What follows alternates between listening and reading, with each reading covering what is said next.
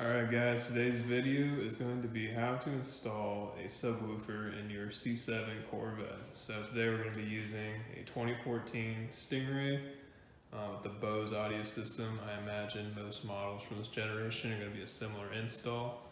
So if you haven't figured it out already, all the work you're going to be doing is in the trunk here. Your battery is located on the far right. Your stock amplifier is located right underneath this carpet here. So first thing you're going to do, lift up all the carpet, peel it back as much as you can, and you're going to access the plastic tray right underneath it. Once you do that, we can get to installing.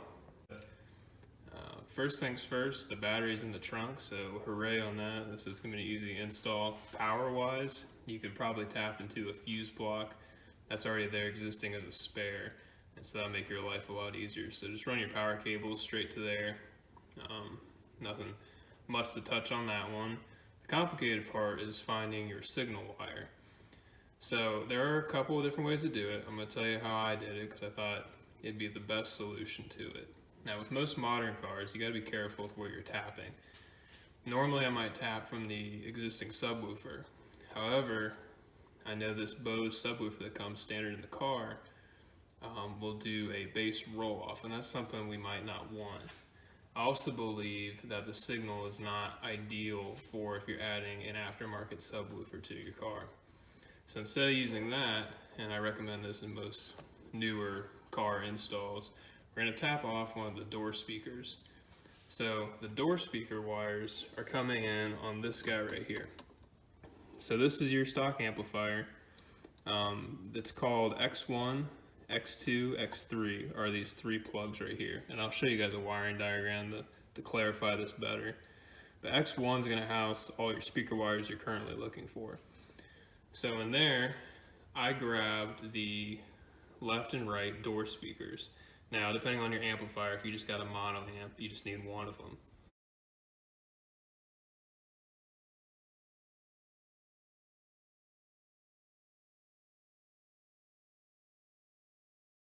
So if you just want to get one of them, you can grab the number 1 and 5 pins, which is going to be your yellow and yellow with black striped wires.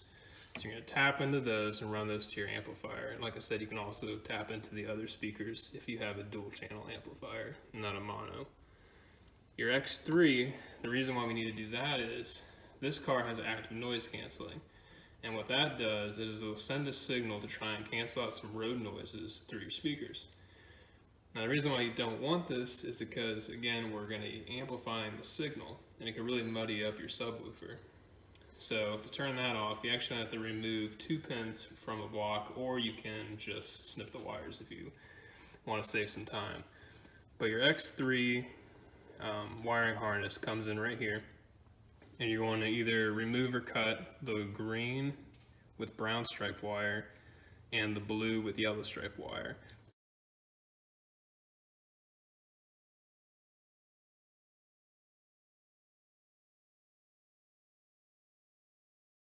So that's your pin 4 and 5. You can see I got them pulled back right here. If you take this out, it's not too bad. If you have a pin removing tool, you can take this out pretty easily. And you just tape them off, put them out there, good to go. On here, what I used was just heat shrink tubes over the soldered wire connections, and then I just retaped everything with electrical wire. Now everything is kind of a rat's nest right now, and I will do a better job of putting it all together before the final installation. But the last thing I want to show you guys here, you go further down. So this is your main fuse block. What I used for my remote start signal, which if you don't already know is just the 12-volt signal that tells the amplifier to turn on. So this 12-volt signal should only be on when the car's on. You don't want it to be on all the time. So I actually found a accessory socket, which is kind of like your cigarette lighter, even though that's not what it's used for anymore.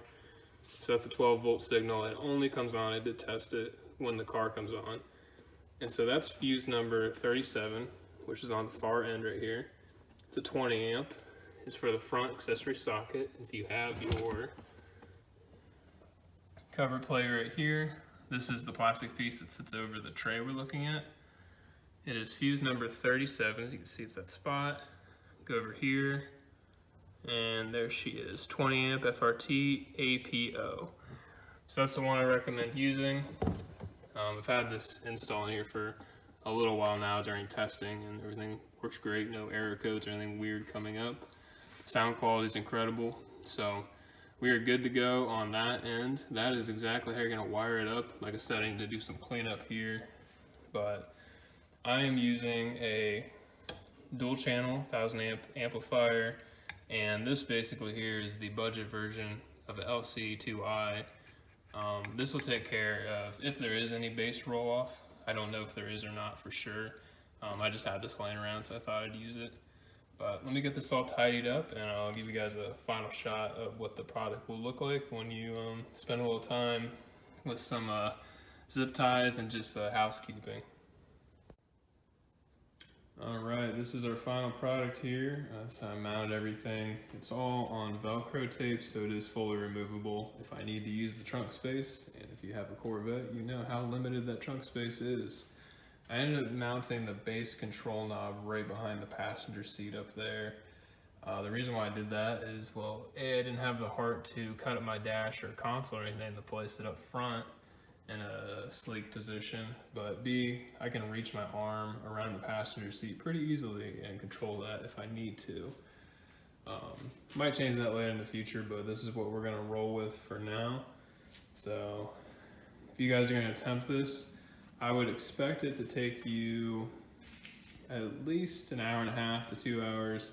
If you've never installed a subwoofer before, maybe plan up to 4 hours, but you know, out of all the cars I've done, this really isn't too bad. I'm not a professional by any means, but if you're the same level as me, you just kind of, every car you get, you like to have a little extra bass. I say go for it. You could definitely do this yourself.